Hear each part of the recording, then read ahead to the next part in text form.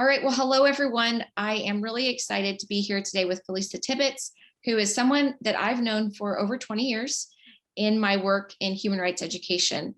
And she's a global expert in this field. She is a professor at both Utrecht University and the Columbia University and the Teachers College. She started the Human Rights Education Associates Network many years ago, and she can talk a little bit about that. But this is someone who has really inspired a global network of teachers, of advocates, of educators to come around and be able to collaborate and exchange ideas and promote within countries all over the world the ideas of human rights education. I was a school teacher many years ago, and when I was a school teacher, I did my master's thesis during my first year of college or of teaching on human rights education, the impact in the classroom, on students' perceptions of citizenship and democracy and kind of founding principles. And so that research was used widely, around the world, but I got to know Felisa during that time. And so this is something that I'm very passionate about, that is a personal interest to me, being a teacher and being someone that loves working around the world, but also knowing so much that, when we're dealing with issues of conflict around the world, at the core, we need to come back to, there is a universal kind of standard for human value, for human rights. And it's important that every person in the world knows that and can know what their rights are and be able to defend them. But how do they know unless they're taught? And so without further ado, Felisa, thank you so much for being with me today. Tina, it's my pleasure to be with you today and to have known you for all these years. I really want to commend you for your commitment to human rights education. It's been a real pleasure to watch you also evolve into this amazing effort in human rights education through Hardwired. So thanks for the invitation to join you and to have a conversation today. And I should mention, the last time that we met in person was maybe 15 years ago, when I had Felisa come and actually testify in a panel within the Human Rights Caucus in the US Congress when I worked up there on human rights education. And what was happening was during, I think, the UN Decade for Human Rights Education. That's right. And I think that right now we could use a lot more of that. So, it's interesting to me. We were just talking a little bit before we got started about there's so much going on in America and around the world of just people are dealing with really difficult concepts of how do we approach anti-racism? How do we approach social justice? How do we approach, for me and my organization, we're working in Northern Iraq with the, literally brainwashing of children under ISIS control into terrorists. Like, how do we help children who, for no fault of their own, were taught to hate and be intolerant and be violent towards others? And we're dealing with bullying and through social media and so many different issues. And so I feel like these issues, the work that we do in human rights, is so more important today than ever.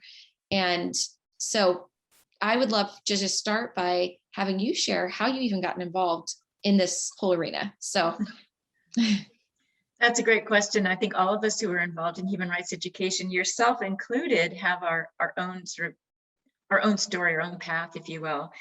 I guess to give you a short story on this, I grew up in a military family, and I grew up in a military family during the Vietnam War. So I was always really aware of issues of peace and war growing up. I spent some time in Japan as a child, and I eventually learned about Hiroshima and Nagasaki. And so I think when I was around 12, actually, Tina, I realized that I really wanted to dedicate my life to preventing war. I had really deep feelings about that. And then I ended up in Mississippi, and it was the post-civil rights era. And, we were the school was being integrated. It just so happened that those were the historical moments of my childhood. Just like, young people today have a very, very special historical period between the pandemic, the US Trump administration, the Black Lives Matter movement. So we're all products of our history. But I guess like you and like others that are interested in human rights, I felt compelled to really make a difference, make a positive difference. And I was identified as working in peace education and education for democratic citizenship until the Berlin Wall came down. So that was in 1989. At that time, I was a doctoral student and decided I wanted to focus on what changes in the education systems might come about as a result of, especially in those countries that were no longer part of the satellite system, if you will, the USSR, so Central Eastern Europe. I went to study what would be changing in their educational systems and ended up learning about human rights and dropping my dissertation at that time and getting involved with the Dutch Helsinki Committee, which was a human rights group based in the Netherlands, and working with them to facilitate ministries of education in these countries developing new curriculum in citizenship education based on democracy and human rights. It's very classic, right, in a post-authoritarian environment. So I was at the right place at the right time and basically, ready to roll up my sleeves and to do what it takes. So I was actually not familiar with human rights, until my early 30s. And then I was part of this human rights group where everyone else essentially was in human rights law. And I was the educator working in schools. And it was an amazing experience. And everything I've been doing since then has been building on that very early work of going into schools, working with teachers and figuring out what they needed to convert what had been an educational system that was very much a transmission belt of a certain political ideology into more of a dialogue and also ways of working that reflected participatory methods and human rights values. Wow. It's so interesting because I had worked with a law firm that was engaged in dealing with some of the things you're talking about, of trying to help educate a particular country in human rights principles and to try to change the legal system. And they finally gave up and they said, Tina, we just haven't been successful because we're a bunch of lawyers. We don't know how to teach. And so they said, can you come and help us? So I went in and was helping them develop these different models for how do you really break down misperceptions and fears and bias that people have to get at the root of what's causing the actual problem. And I know you were talking a little bit about this before we got on the air, of just that it's so important to deal with those root causes of what's underneath the surface that's preventing people from being able to live in a way that is respectful of the rights of others. And we often deal with those, like the symptoms up here, but we don't get down to the root. And in all of the different fields that you discussed, from peace education to civic governance and all of that, like at the root, there's something there that we have to address. And educators are very good at that. that's what we should be doing. And anyway, they are very good at that, Tina. One of my conclusions recently around this critique of human rights that you can sometimes find internationally, this pushback that, we know, and maybe there's people who are in this audience are already familiar with this phenomenon of the shrinking of civic space in, many governments across the world that are making it more difficult for nonprofits, NGOs, to exist, especially ones that are human rights related, creating new rules for them to have to re-register and then closing them down. And, and politics in general, with a move towards in a direction that others and makes it very difficult to have conversations. So anyway, we have a lot of big pushbacks, really big challenges for the international human rights movement. Inside of that international human rights movement are educators like us and others. And part of what we do know how to do, especially at this point in the field of human rights education, because it has evolved as a field. When I was working, by the way, with those lawyers, those human rights lawyers in the Dutch Helsinki Committee, I was really interested in participatory methods and thinking about ways of working in the classroom. And they were delivering their trainings to Ukrainian judges. And it was pretty much stand and deliver. Here are the legal standards. And the Ukrainian constitution has to be remodeled to fit that, and moving forward also your legal system. So it was very straightforward. But when you start working with young people in classrooms or teachers, it's not about delivering content like that. It's figuring out how to create conversations and experiences in the classroom that allow everyone to explore their own beliefs in a safe space, to have dialogue with one another, to feel themselves heard, to tell their stories.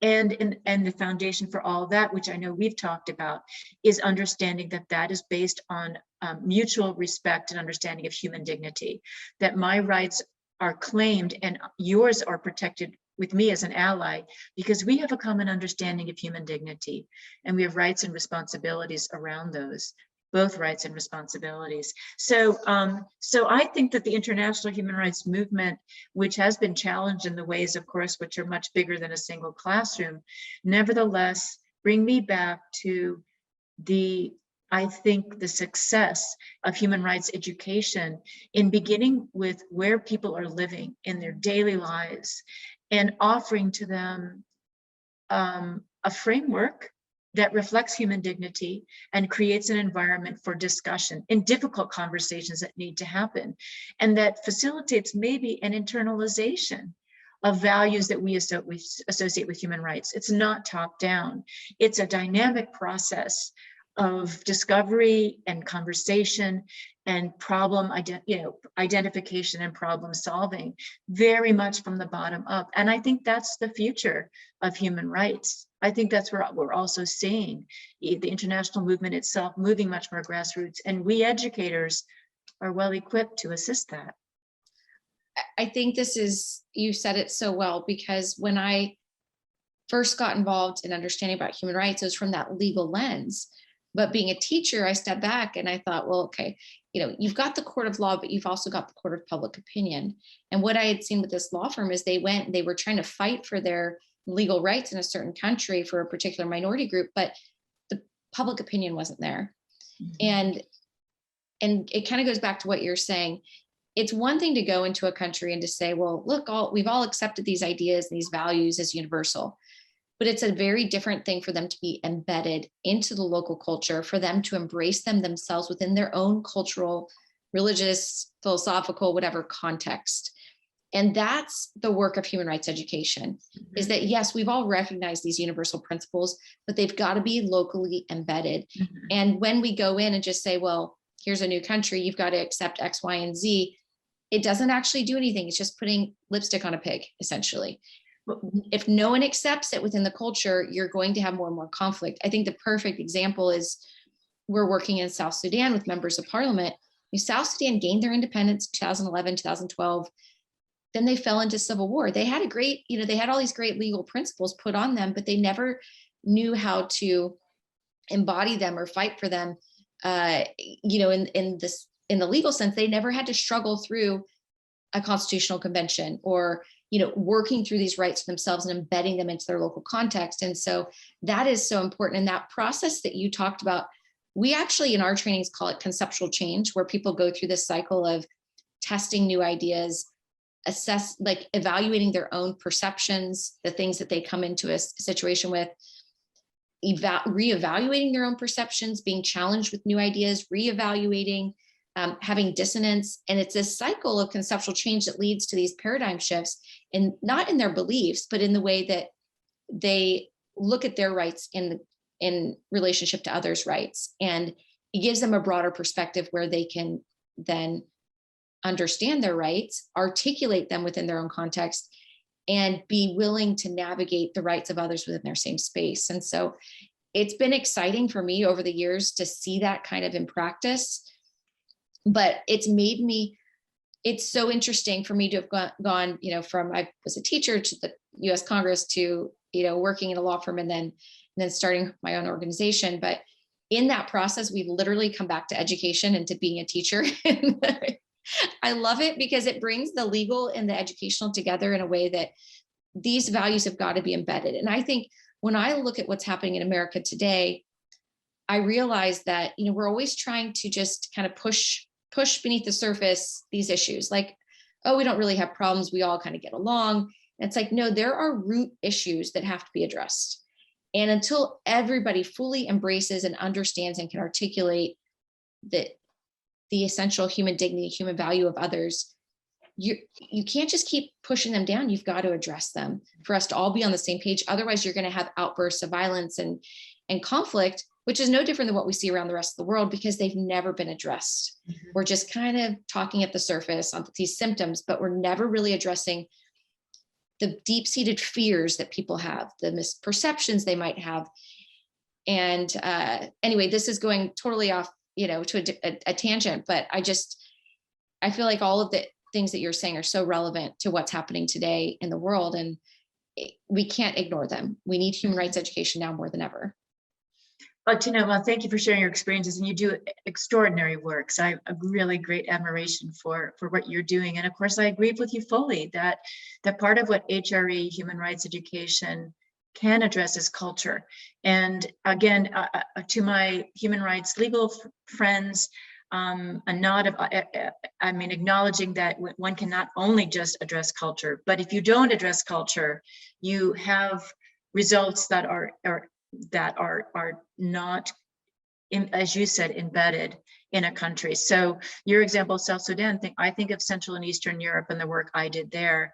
I did some work in the schooling sector, of course, but a lot of the changes that in Central Eastern Europe at that time, as was normal in a transition period, was focused on the constitution and the legal environment. Again, those are necessary in transitional environments, but you do also need to address deep-seated cultural beliefs that may ultimately work against human rights. Like I read an article recently, because I'm still baffled by how things have changed so dramatically in Poland, for example, and in the Slovakia, in the Czech Republic, and Hungary and Poland especially, where there had been such a strong underground resistance movement during the latter periods of the Soviet Union, which I had believed reflected a kind of, positive signal for culture change, in addition to all the other legal changes that came when they became independent and embraced democracy. But recently I read something that suggested that that those countries, like many other countries, had never really been equipped to deal with the influx of newcomers and refugees that came in recent years, that they had been relatively homogeneous societies. And so like other societies that have not been culturally flexible and able to, in many different ways, embrace, accept, and care for the newcomers, it's been used as a political football and has brought the country into a othering and less democratic processes, if you will. I'm being sort of general here because I don't want to get into so much political science, but the point here is that using your point that human rights education helps us get to root causes would have been relevant here if, for example, if we had been doing human rights education, you and I, putting ourselves in a different role in a different time,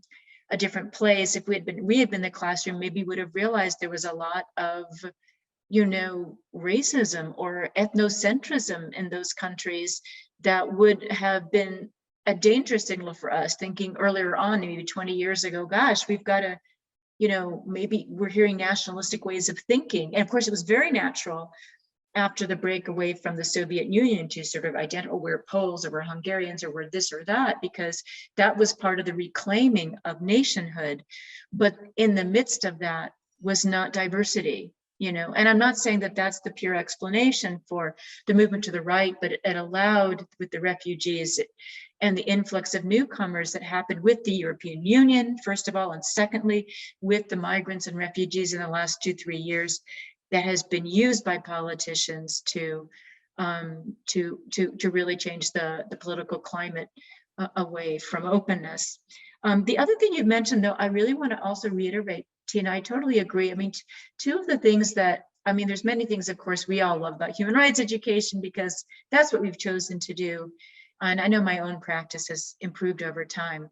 One thing it does do is allow us to open up a question about root causes. So if we see problems, you open up deeper discussions and dialogue. And that's in addition to the issue of addressing culture. And I'd like to share with you a story I recently heard, which is very inspiring to me. There's an organization based in Senegal called Tostin that you may have heard of. And what they have managed to do is to deliver human rights education in the context of community development. So this is different than working in schools. This is working in communities, villages. In this case, in Senegal, they began 25 years ago. Now they're working in, I think, 5 or 6 other countries, primarily in French-speaking Africa, so in West Africa. But they, the woman, I was speaking the week before last with Molly Melching, who was the founder of Tostin, and she told me that they had originally begun working with the issue of female genital mutilation or female genital cutting, FGM, with the women in the villages of some villages in Senegal. And they didn't always use the human rights framework, but when they introduced the human rights framework, she said it made an extraordinary difference. And I said, please tell me, what was the difference? You're already working on what I would call a girls' rights and women's rights area. And she said, because we did these things when we started to do human rights education. First of all, we slowed it down a little bit. We didn't just come in talking about FGM and why it was bad for girls and their health, et cetera, and condemning early marriage. She said, we realized that the root cause or the issues we needed to deal with was women's and girls' rights. And that the manifestation of their lack of rights was the lack of agency around FGM but we had to talk about girls and women's rights. And then we realized that in these villages, the women really didn't have a voice too much. It was the males in the community, and in particular, the male elders. So we realized that if we really wanted to get to that place where women and girls were addressing issues that were a concern of them, we had to talk first about women and girls' rights. So we decided to talk about rights and to create an environment where women in the community would be invited into meetings, workshops on rights, including women and men. They wanted to have it as collective because they first began with only doing human rights education with women, and the men were like, what about us? So they decided to include them, but to spend a full year in workshops in communities and helping women, facilitating them, expressing their points of view, because that's where it also had to begin. Introducing the idea of rights, women's rights, but also rights in general. And from that point, offering women and men in the community to address a problem that they've identified of importance to them. Now, in the context of doing women's and human rights education, they also did some education around the health hazards of FGM, et cetera. So that was integrated into it. But the beginning point became really women's and girls' rights, facilitation of their voice, and then essentially the women in the group taking the lead to identify issues of concern for them, which often was FGM, but wasn't always only FGM. So it changed apparently the way that they organized their educational workshops. It was very much then human rights oriented, getting at what you just were talking about. The underlying root causes, which were the sort of the lesser role and voice of women in community, and the multiple consequences of that in terms of their own well-being and those of their girl children, but also culture in the sense that they did use the standards, but ultimately the discussion was around values. And I think this is something maybe, and I'd love to hear what you think about this, Tina. This is maybe something I think is a little bit unresolved. You're on the legal side and the educator side. And I know when I'm in my work that I'm doing, I mean, I bring in the legal, but I know that in the conversations that are happening in classrooms or in trainings, people want to talk about values as they link up with rights. And yet we know the human rights framework offers a lot more than that, because we have duty bearers, we've got governments. So Tostin ends up ultimately having discussions around values. I mean, they do refer to the standards, but it's really values, because people can access it, and then they can really have good conversations, and they build strategies Yeah. advocacy strategies on the basis of it. But what do you think about this? How much values, how much legal, how do those connect up in your work and in what you think in the future work of human rights education? Yeah, I think that's a beautiful story to really illustrate. When we teach human dignity. And so it's amazing to me to see how communities are able to deal with really difficult concepts around blasphemy, apostasy, women's rights, LGBT issues, all of this, when they're looking at human dignity first and human dignity as a value. And to me, that's the most important value. The value you place on life is going to dictate where you go with so many other things. And there are a lot of other values in any community, but really it does come down to, how do you see a human being? And, is their value dependent on what they can do, on what they look like, on what group they were born into? Or is it really based on their inherent just humanity? I mean, just the fact that they're a human being. And so when we do teach that way, we see a lot of the other pieces of the puzzle kind of fall in place in ways that we couldn't have otherwise. But to get to that human value, you've got to break down all the prejudices and the misperceptions and the things that we've been taught. We often like to talk about the fact that, when we're little, we think there's a monster in the closet. And your mom can tell you there's no monster in the closet, but you're not going to believe her until your mom turns on the lights, has you go and check out the closet, until you see, like, until all of the ideas that were formed in you from a little kid that thinks, no, that there's something shaking in my closet, it's a monster, until you test and you create dissonance and you really challenge it, so you can get to the point where, okay, there's no monster, but my fears were real, my ideas are real, but I can see what's going on in that closet in a different way now. And I think in the same way, we come into society and we look at people a certain way, based on, like, what you talked about in Poland. I mean, they're only around certain people that look and act like them. And so they don't really have a perspective of people that are different. And it's not of any fault of their own. In the same way that these poor children that were in northern Iraq that were brainwashed by ISIS, it was no fault of their own that they were literally taught to hate and kill people who are different. But we don't want to leave people in that space. As a global world, we want people to begin to see the inherent dignity and humanity of one another and be taught that value more than anything else. And so in the trainings and the work that we do, we really try to focus in on that and helping people not change their beliefs and their ideas, but be able to kind of take the layers or the glasses, the rose-colored glasses off, and to see, let me just look, that is a human being. This human being has inherent value.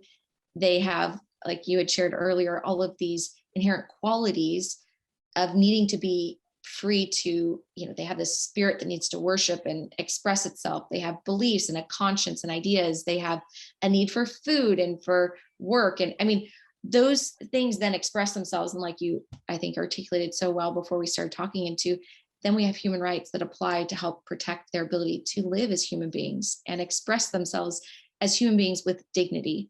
And so that's really, how we navigate it. But it's, you shared something else that I think is important, because when we talk about human rights education, it's not just about a classroom. It's about a world where we as human beings need to learn to get along with all of our extreme differences. And it's not about coming together to sing Kumbaya. It's about, look, we have to exist in a space where we have very different ideas and views about the world and about what happens when we die, and how we get there and how that orients our humanity. And so it's about navigating that space. And that's what human rights education is all about, is about helping people navigate it in a way where we don't end up with the Holocaust again. We don't end up with Stalin's purges or, all the inhumanity that we've seen in the last 70 years since we got the Universal Declaration of Human Rights. And we're not there yet. And we've got a long way to go, and we've got a lot of work to do. Absolutely. And I have to say that you and I we've been speaking about classrooms or learning environments. It's very, very interpersonal. And I also want to recognize that And as well that there are very particular political moments where, without some clarity about, like you said, what human dignity is, or a strong compass, ethical compass, one can become dissuaded, really, to another point of view, or be manipulated. So I always want to recognize that there are people with power who can exploit these, if you will. If you and I were to agree that that difference can be seen as complementary. I mean, we have a very, if you will, cosmopolitan outlook. I mean, I think that comes with the human rights outlook, where the difference is, and diversity is, it's celebrated, it's seen as a resource, right? And that those very conditions can be seen as threatening to some. I mean, it's very complex psychologically, but anyway, politicians can find ways to divide and conquer. And I think that without human rights education, or without some kind of values framework, which one might be able to find in one's religions, by the way, you may not have the tools to resist. You might feel like, oh, that doesn't sound right, or I don't feel comfortable with that language, but you might not really know how to put your finger on it. So I do think one of the things that human rights education can do, in addition to creating spaces for these difficult conversations on an interpersonal level, is to also create accountability for leaders and people with power around creating environments that reflect a human rights culture, because we also have that as an agenda. So I do think that's also something that HRE can do. Once we've had, I mean, there's so many different kinds of human rights education. You and I know, you're working with very specific groups. I mentioned the Tostin group and community development, then it's what's happening in schools, and all this can vary depending on the environment, depending on the political environment, the learner group. One of the beauties, I think, of human rights education, and you and I are talking about kind of the nexus, or the core of it, but the way that it gets played out is very specific to the environment and the educator's understanding of what kind of needs to be facilitated in terms of understanding human dignity, or what other problems there might be that discussion of human dignity might lead learners to address. And I think organizing oneself, taking it out of the classroom and trying to influence people of power, can be also an outcome of human rights education. I know many human rights educators in Poland and Hungary, for example, who are in classrooms or in NGOs trying to message differently, than against what's happening in government and in politics. And they're obviously in the minority, but they're there. So within any country, thinking about culture writ large, there's so many cultures, also political cultures, there's so many viewpoints. So we also need an HRE to think strategically about those contexts, and providing people not only with a kind of a return to values that of human dignity, but also a kind of motivation to be committed to them, and to try to, when it's safe to, and as they can, to really try to make a difference in a positive way based on those values in their schools and their communities and their countries. Yeah, it actually reminds me of the work that we did early on in Iraq, where we, after the fall of Saddam, we went in and we began training some of the civil society leaders there to be able to articulate human rights. They hadn't had any real training on this, so they didn't know how to. And it was so interesting for us to literally map over the last 10 years or so how conversations have shifted there based on their ability to articulate their rights, not just for themselves, but for one another, and advocate together. And so social media, which is such an important tool for so many people that are defending human rights around the world, was where they were able to, you began to see the shift and how they articulate it and how they held government accountable to this vision of what they wanted in their new country. And so it is so valuable for people everywhere in having that marketplace of ideas, where ideas are challenged, vetted, sorted out. I mean, that's where we get better ideas from. I mean, it's not from hiding them or pushing them underground. with all the misconceptions and the fears and the differences that we have, talking through them in a place where they can work through them, that's really critical. Yeah, I mean, that's where freedom of expression and a speech, regardless of whether we agree or disagree, comes from. And it is so critical. And it's really a marker of a free society, a society that's vibrant. And we work all around the world where human rights defenders are severely oppressed and persecuted. And that's because there isn't a freedom to do that. And so that's also giving students a chance to talk about things they care about. I mean, and sometimes those are sensitive topics. I mean, if you were a teacher wanting to create a space where you could talk about sensitive topics, you could, again, look at the news, and especially if there's a buzz and it's a trauma and, students need processing, that's something you can say ahead of time, I'm going to be ready to talk about or facilitate conversations on a topic that just emerges from the news. But there's also spaces on sensitive topics you could create that are set by agendas of students. There's so many different ways of approaching it. I'd like to share a little bit actually about the curriculum that that I developed with through HREA, my NGO, Human Rights Education Associates, which I kind of do on the side, but you knew for many years, and Generation Human Rights, which is another HRE NGO based in the United States, but also working globally. So the woman that I worked with, Alana Haviv is her name.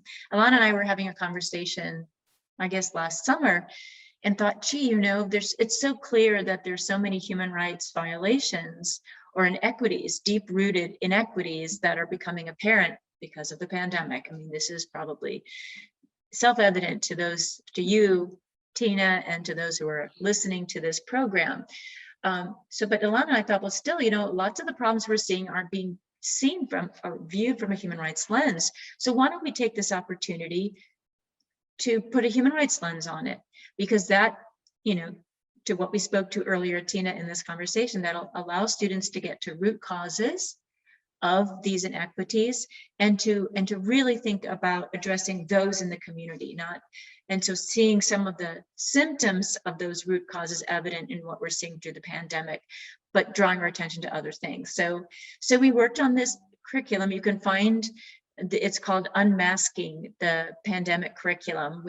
Clever, right? Unmasking, revealing the underlying human rights issues that different communities and countries have had for many years that became more apparent through the conditions of the pandemic. And that curriculum you can find on the Generation Human Rights website. So you can Google it and find it really, really easily. Also, the HREA has a link to it. But what we decided to do in this particular curriculum, which speaks to a lot of what we've talked about in the last few minutes, so it's kind of a nice way of tying things up, actually. There are 4 modules. The first module is a module that's looking directly at human rights and that lens for identifying, issues, problems, phenomena that have emerged through the pandemic situation. So after we have one lesson on developing a safe space for conversations about sensitive topics, there's an introduction of the Universal Declaration of Human Rights, because you got to start somewhere. It's done in a very ways that's focusing on human dignity. And then we move into lessons on the right to education with examples from different parts of the world about lack of access, right, to education because of lack of access to technology, or conditions where if families couldn't send all their kids to school, then girls, again, were the ones that were required to stay home. Anyway, so right to education, but focusing especially on technology and also girls and Indigenous peoples. We then look at the right to healthcare. That's obvious, of course, but different accesses to healthcare. That's everything from access to the vaccine, access to testing. We looked at different roles that governments played. So we also got into the subject of duty bearer versus rights holder. There was a lot more in the lessons, you can look it up. But we also got into the right to food and water. And because a feature of a human rights that has shown inequities are those communities where there's food or water insecurity. So we look at the examples, for example, of Uganda, where there has been food insecurity, and that has been exacerbated by the pandemic, and also Native American communities in the United States who are maybe located in parts of the country where they don't have ready access to water, but they've already had to have sort of water brought in physically, but insufficiently. And without access to food, well, it's obvious what kinds of stresses that puts on a community, I don't have to say, but without access to water, you not only don't have access to drinking water, you don't have access to water for cleaning your hands. There was a time in the pandemic where, you needed water just to try to maintain your safety and your health. So we tried to use some of the issues that students might have been, or teachers reading about in the news around the pandemic, give it a global spin, and also kind of to give them a language to realize that these rights, these underlying rights to food, water, health, and education are there all the time anyway, and that they're challenged in some communities more than others. And then the pandemic has made this more apparent, but they actually are rights. So that I went into more detail in that module. I won't do that for the others, but I just want to say also then the second module is a module based on a really cool media platform where students can go in and they can share their own experiences during the pandemic. So we have sort of testimonials of students from different parts of the world, whether they stayed home and if they're in a rural community and learned to work the farm, or they were staying home and dealing with cultural changes because they couldn't see their friends or kiss them cheeks if they're French. And so we just had all kinds of different experiences to show that there was a shared experience among youth, that they were not able to see friends, that they couldn't go to school, at least for a certain period of time, to show difference, but also common humanity in the pandemic situation. So a chance to share stories, and to share stories from the youth perspective through photographs, through text, and to make that available to others. Then we have another module on media literacy, because we realized that we needed to just focus on that once again. Truth telling, fake news, that was also a phenomenon during the pandemic. How do you get accurate information about about health statistics, about how to take care of yourself and to be healthy during the pandemic, mask wearing or not.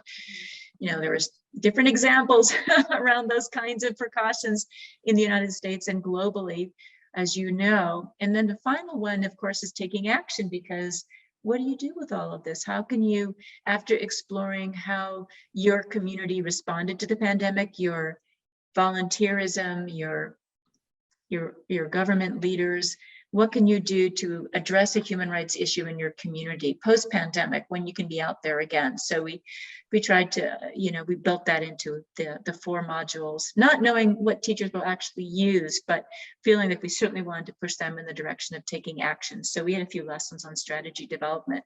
So like with any crisis, it's an opportunity to return to the questions of what does human dignity mean? How do human rights help us to identify when human dignity is not respected? What can we do about that for ourselves and for others as allies? Well, it's interesting as you talked, this is the first time that the whole world has gone through something together in a long time. And really it hit everyone. I mean, some of the world wars didn't really hit everyone, but this one really did. And so I think it is a really unique time to understand our common humanity and the things that are really, necessities for every person. And, how I think it developed a sense of empathy for people everywhere, of like, right now in India's blowing up, and it's just like, well, and then looking at the access to resources and the things that they have or don't have. And it really helps provide a better understanding of these ideas of human rights are there and for a reason, and people are navigating them in really challenging situations everywhere. And often, in this case, we were all dealing with it. And so there's a shared experience and a shared empathy of like, okay, now I understand. So that's great. Yeah, Yeah, and what do we do after it? I mean, post-pandemic as right, well, you know, what's, right. I've heard the new normal as a term that's been going around. I believe that the pandemic has given us an opportunity to think about human rights and to offer the human rights as a frame for those who may not have been exposed to it before, and to challenge us, to challenge governments also to think about, well, we have this, maybe in some cases, new information about these inequities. Certainly in the United States, we've certainly known about historic inequities, right? With in communities of color or related to um, uh, or a low social economic status. I mean, there's a lot of intersectionality here too. Also, we don't, it's not so simple identity politics. So this has become even more apparent. So what are we going to do about it, right? You know, when you actually have a higher death rate among certain members of the population, among certain countries, because of lack of access to healthcare historically, but also now, or lack of access to the vaccine. I'm really excited. I mean, it's tragic, but I'm so happy in the midst of that tragedy that the North-South divide is becoming so apparent now in terms of access to the vaccine. I work with many colleagues in Africa, and I have been outraged and at tears to think that I had access to vaccines and they didn't. We do the same work. Mhm. We're equally valuable as human beings, and it just so happens I live in a richer country with access to the vaccine, in a state that also, New York State, that got it out there pretty fast compared to other parts of the United States. The injustice that there are other people that I work with, just like me, in other part of the world, who have no access to the, or did not have access to the vaccine until just recently, and some still don't. And I just don't, it's overwhelming to me. So I think that is, I mean, what you do about that, of course, is another matter, but I feel that the pandemic also has drawn that to, at least to my attention, and I think to others as well. Now there's discussion that this is very time specific about the, the Biden administration is apparently supporting the release of patents on the vaccines, certain vaccines, so they can be reproduced in labs in the global South. And I think that's an important step. So I'm hoping that those kinds of reactions to the current violations of human rights basically will also persist, that we'll see that the pandemic will be managed at some point, maybe it's a few years from now, but the access to vaccines or healthcare or affordable drugs should be a kind of topic that we remain attentive to. And that Yeah, it's definitely going to open up new conversations. And we've seen this in our work around the world where, um, you know, access to resources is often used as a way of manipulating other human rights. And so mm-hmm. I think that this is going to open up a conversation around a lot of those issues where people like within, my space where I'm looking at religion and religion conflict in particular, it's not just, you can't isolate it, because so much of that conflict is around access to resources, scapegoating certain groups. I think that, a great example is during the swine flu epidemic in Egypt, where they killed all the pigs, and because they tried to say that the pigs had something to do with it, which had nothing to do with it. And it literally cut off all of the resources to an entire population of very poor minority faith community people in part of Egypt, that also the pigs were used as a source of like trash, like garbage collectors. And so it created a huge crisis in the cities with extra garbage because there were no pigs to deal with it. And but it's often that other factors are used as a way of restricting other freedoms. And there's always a trickle down effect of all of that. And so being able to understand all of those rights and in relationship to another is really critical. And so, like we said, the extent to which we can help our world better understand the rights they have and how to advocate for them in a shared space with everyone is so important. So I'm just grateful for the opportunity to be able to share this time with you, and to be able to share your perspective with people that we work with. And so thank you for everything you're doing. and for staying with us, I know, longer than we anticipated. Thank you, Tina. It's been a pleasure to speak with you and to actually learn more about your experiences. So it's been a really great conversation for me as well. And good luck with all your work moving forward. It's really important work.